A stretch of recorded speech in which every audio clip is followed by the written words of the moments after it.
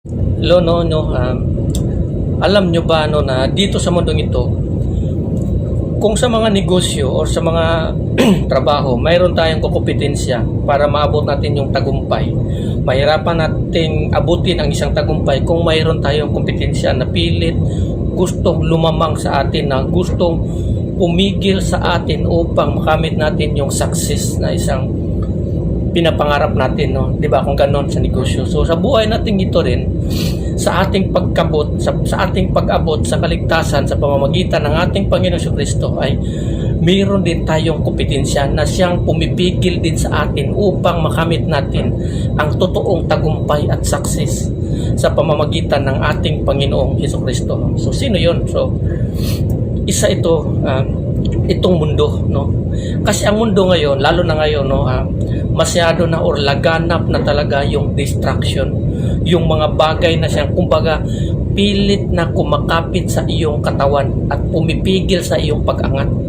So itong mga bagay na ito, so isa itong mga distraction, ito yung nagiging kompetensya, no, na upang makamit natin ang kaligtasan sa pamamagitan ng ating Panginoon Kristo. So huwag sana tayong magpalinlang or magpadala sa mga bagay sa mundong ito, kasi nga ang lahat ng bagay dito sa mundong ito lilipas at hindi natin ito mapapakinabangan ng lifetime after death, no? So dito lamang yan. So yung mga bagay na yan, no, na siyang mga pumipigil sa atin, na nagiging kumbaga distraction, no, kumbaga nagiging kompetensya sa buhay natin, is dito lamang yan sa mundong ito. So maraming mga tao na iniwan ang kanilang pananampalataya dahil nga sa tawag ng mundong ito.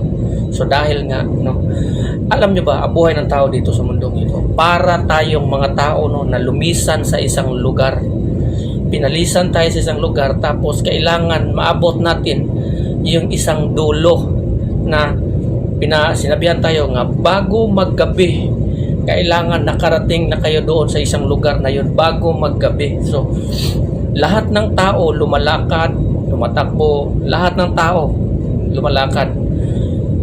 Sa paglakad ng isang tao, nadaanan nila ngayon or nadaanan natin ang siyudad, no, ang city of distraction, no? Distraction hindi yung distraction na pagkawasak, kundi distraction yung nagdi-distract sa atin upang huminto tayo sa isang bagay na ito at matigil yung paglalakad natin or pananampalataya natin sa ating Panginoon. So para tayong mga tao na naglalakad at nadaanan natin ang isang city na maraming kumbaga kahalayan, kasiyahan, kayamanan, saya, nadaanan natin. So maraming mga tao na huminto sa kanilang paglalakad at marami ring mga tao na continue na naglalakad patungo doon sa kanilang patutunguhan. So maraming mga tao ang huminto dahil nga sabi nila, malayo pa ang gabi, dito lang muna kami, magsasaya muna kami kasi nandito yung totoong fun ng buhay, ang saya. So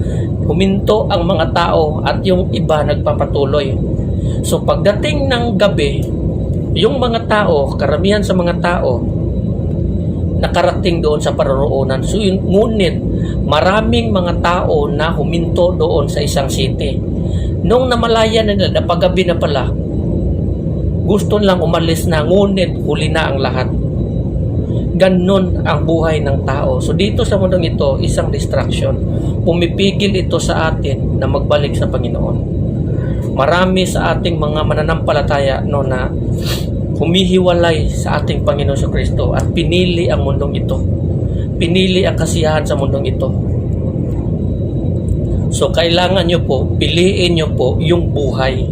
Piliin nyo ng maigi yung mga bagay na mapapakinabangan natin magpakailanman na walang katapusan. Dito sa mundong ito, lahat tayo at kautusan ng Panginoon nagsasabi na ang tao mamamatay at may kamatayan at matatapos ang buhay. So huwag sana tayong huminto sa ating pananampalataya upang makilahok sa kasayahan ng mundo, upang madidistract tayo sa kayamanan na ino-offer sa atin ng mundong ito.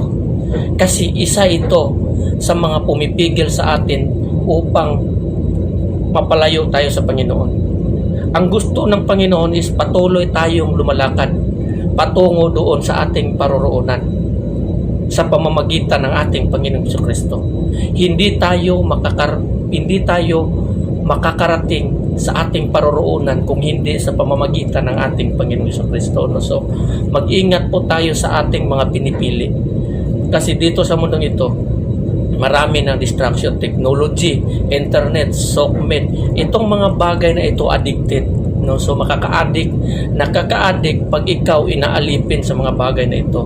No? So, lagi po nating babantayan ang ating mga puso. Kasi pag dumating ang Panginoon sa isang araw o oras na hindi natin namamalayan na tayo pala, yung puso pala o tayo pala na lalayo na pala sa Panginoon, hindi tayo makakarating sa ating paroroonan, kundi doon tayo sa kadiliman. So, iwasan po natin, huwag nating sayangin ang buhay dito sa mundong ito.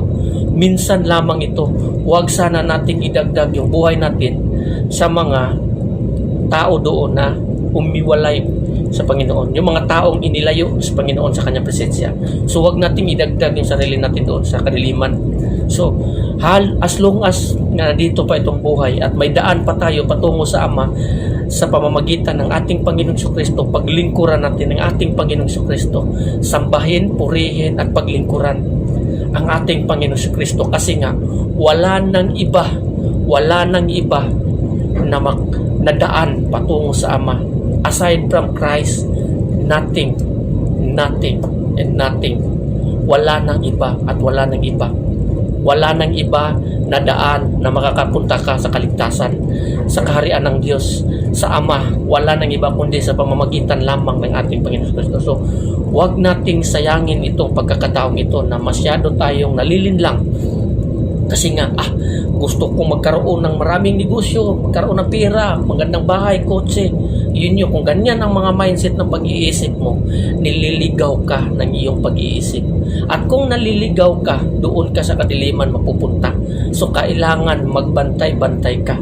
Kasi ang buhay ng tao ay hindi nakabase kahit gaano kapakayaman sa mundong ito. Hindi sinusukat.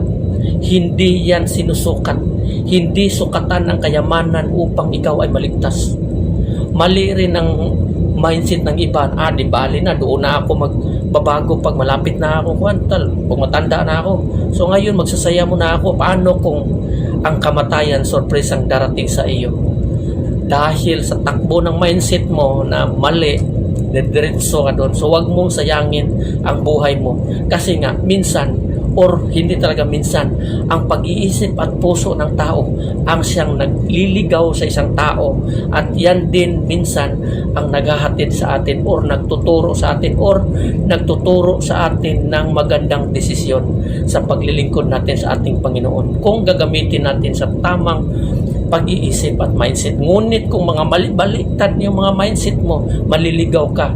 At kung maliligaw ka, hindi ka makakarating doon sa patutunguhan, kundi doon ka sa kadiliman. So, wag po sanang mangyari ito sa atin. No? So, hanggang dito na lang yan. God bless everyone. Amen.